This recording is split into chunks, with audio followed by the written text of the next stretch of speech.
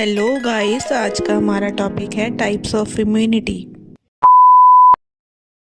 Immunity के दो types होते हैं, innate immunity, acquired immunity. Acquired immunity का दूसरा नाम है adaptive immunity. Adaptive immunity adaptive immunity को फर्दर टू पार्ट्स में डिवाइड किया गया है, natural and artificial. Natural immunity को फर्दर टू पार्ट्स में डिवाइड किया गया है, natural passive immunity, natural active immunity. Artificial immunity को फर्दर टू पार्ट्स में डिवाइड किया गया है, artificial passive immunity, artificial active immunity. अभी मैंने एनलिस्ट किया है टाइप्स ऑफ इम्यूनिटी को। अब मैं वन बाय वन करके आपसे डिस्कस करूंगी about the types of immunity. आइए अब मैं आपको बताती हूँ इनेट इम्यूनिटी क्या होती है। इनेट इम्यूनिटी यह जन्म से ही हमारी बॉडी में प्रेजेंट होती है। ये कैसे प्रेजेंट होती है? जब बेबी बॉर्न होता है, मदर के थ्रू यह इम्यूनिटी बेबी में ट्रांसफ़र हो जाती है। इसी को हम इनेट इम्यूनिटी कहते हैं। इनेट इम्यूनिटी नॉन स्पेसिफिक होती है। नॉन स्पेसिफिक मीन्स किसी स्पेसिफिक बैक्टीरिया के अगेंस्ट नहीं काम करती है। यह सभी बैक्टीरिया के अगेंस्ट इम्यूनिटी जनरेट करती हैं और इसमें मेमोरी सेल भी फॉर्म नहीं होते हैं। Second one is acquired immunity. Acquired immunity को एडेप्टिव इम्यूनिटी भी कहा जाता है। यह इम्यूनिटी हमें जन्म के बाद प्राप्त होती है, यानी कि जब बेबी बॉर्न हो जाता है उसके बाद through out the life span, पूरी होल लाइफ में हम जो एक्वायर करते हैं, जो इम्यूनिटी हम बाहर से लेते हैं, उसी को हम एक्वायर्ड इम्यूनिटी कहते हैं। एक्वायर्ड इम्यूनिटी स्पेसिफिक होती है। स्पेसिफिक मीन्स ये है स्पेसिफिक बैक्टीरिया के अगेंस्ट इम्यूनिटी जनरेट करती है। For example tuberculosis.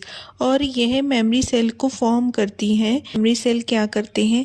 जब भी कोई बैक्टीरिया और वायरस हमारी बॉडी में अटैक करता है तो यह उस बैक्टीरिया और वायरस को किल करने का काम करते हैं। Way through out life span कभी भी हमारी बॉडी में अटैक करेगा तो ये मेमोरी सेल एक मेमोरी बना लेते हैं, याद रखते हैं कि इस बैक्टीरिया ने हमारे पहले भी अटैक किया था, तो उस वायरस के अगेंस्ट एंटीबॉडीज़ इमीडिएटली बना लेते हैं और उस वायरस का अटैक बॉडी पे होने नहीं देते। इसी को हम एक्वायर्ड इम्यूनिटी कहते हैं। एक्वायर्ड इम्यूनिटी को फर्दर टू पार्ट्स में डिवाइड किया गया है, एक्टिव इम्यूनिटी और पैसिव इम्यूनिटी। एक्टिव इम्यूनिटी का फर्दर पार्ट है natural active immunity, passive immunity का फर्दर पार्ट है नेचुरल पैसिव इम्यूनिटी।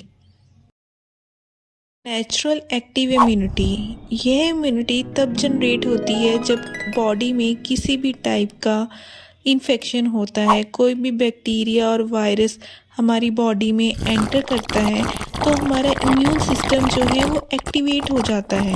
जब इम्यून सिस्टम एक्टिवेट हो जाता है तो ये वायरस और बैक्टीरिया के अगेंस्ट इम्यूनिटी बना लेता है, तो इसी को हम नेचुरल एक्टिव इम्यूनिटी कहते हैं।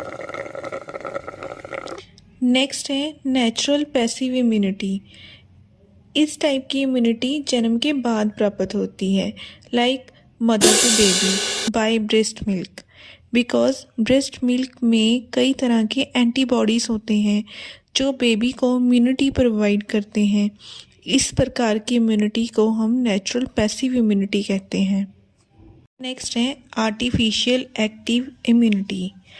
ये वर्ड से ही क्लियर हो रहा है कि आर्टिफिशियल, इसमें आर्टिफिशियली इम्यूनिटी को एक्टिवेट किया जाता है। वो कैसे? वैक्सीनेशन के थ्रू।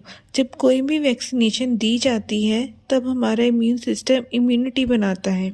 इसी इम्यूनिटी को हम आर्टिफिशियल एक्टिव इम्यूनिटी कहते हैं। नेक्स्ट है आर्टिफिशियल पैसिव इम्यूनिटी। यह इम्यूनिटी आर्टिफिशियली बॉडी को प्रोवाइड की जाती है। For example plasma, tetanus serum, rabies serum. यह इम्यूनिटी इंजेक्शन के थ्रू बॉडी में ट्रांसफ़र की जाती है